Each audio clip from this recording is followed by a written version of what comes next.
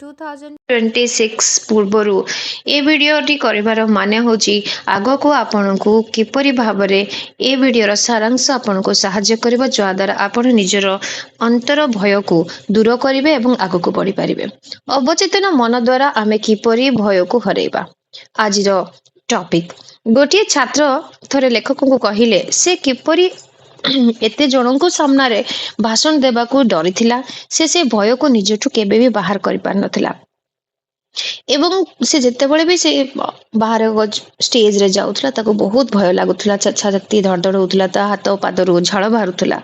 से राति रे ताको एडवाइस करथले जे राति से गोटे चेयर रे बसुथला, निज मन को शांत करुथला एवं निजको पूरा पूरी सकारात्मकता रे भरी दउथला एवं कहूथला मु निजको जीति सारिलेनी, मु एबे भयरु बाहरी सारची। मो भाषण र स्थिरता आत्मविश्वास रे भरी जाईची।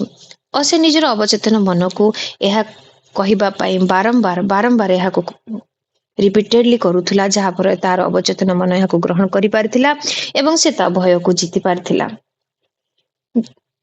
कहिबार अर्थ यह होची लेखक तांको यह एडवाइस करथिले जहा द्वारा से ता जीवन रे से भय को जीति पारि से एक सुंदर वक्ता भाव रे परिणत हेइ पारथिला।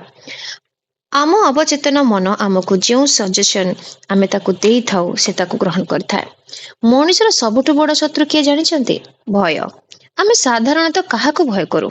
असफलता, रोग, संपर्क, अतीत, भविष्यत, वृद्धावस्था, मृत्यु ए सब गुडी को तो आमे भय करू।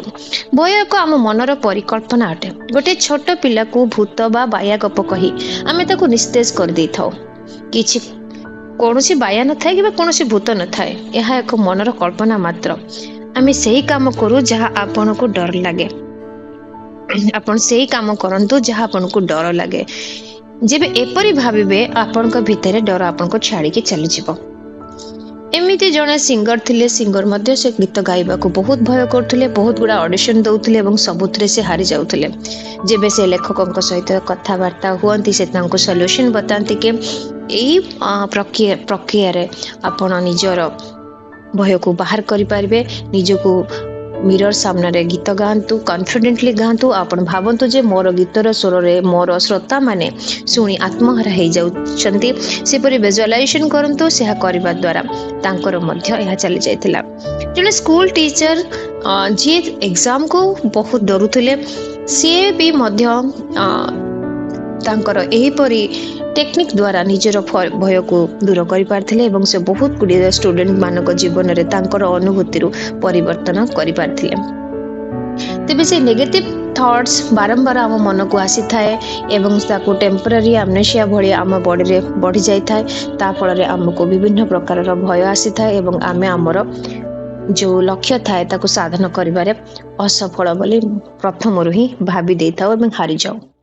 तेबे अनेक समय विभिन्न प्रकार भय समस्त को धरी बसी थाए, जेमती कि पानी भय, पहाड़ भय, वन थिबा जगार बा स्थानर भय, कोठी पड़ी जीवी तार भय।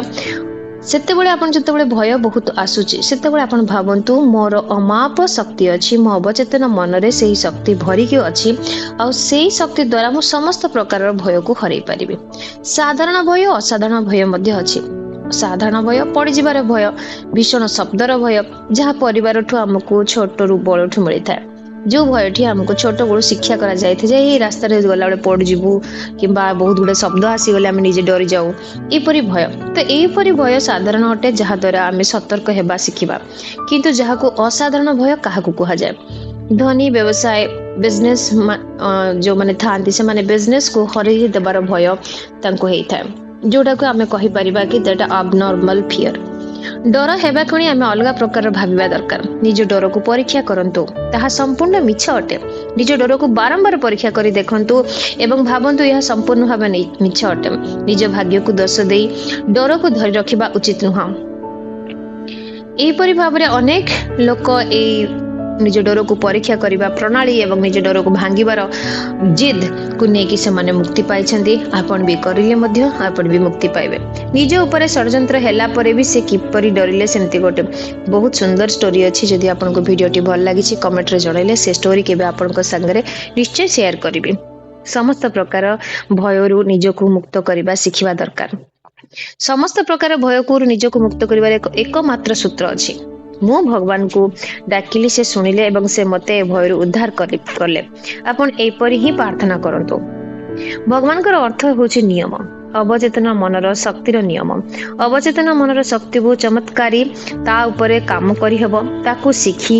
ତାକୁ ଶିଖନ୍ତୁ, ପ୍ରତ୍ୟେକ ଦିନ ତାକୁ ପ୍ରାକ୍ଟିସ କରନ୍ତୁ। ଯାହା ଆପଣଙ୍କୁ ଭୟ ଲାଗେ ତାକୁ କରିବାକୁ ଚେଷ୍ଟା କରନ୍ତୁ। ମୃତ୍ୟୁର ଭୟରେ ମୃତ୍ୟୁ ଅଟେ, ତଥାପି ସବୁବେଳେ କୁହନ୍ତୁ ମୁଁ ଭୟକୁ ମୋର ଅଧୀନରେ ରଖିଛି। ଭୟ ଏକ ନକାରାତ୍ମକତା ଚିନ୍ତାଧାରା ଅଟେ। ତାହାକୁ ସକାରାତ୍ମକତାରେ ଭରିବାର ଦାୟିତ୍ୱ ଆପଣଙ୍କର ଅଟେ। ଭୟ ଅନେକଙ୍କର ଜୀବନ ନେଇଛି।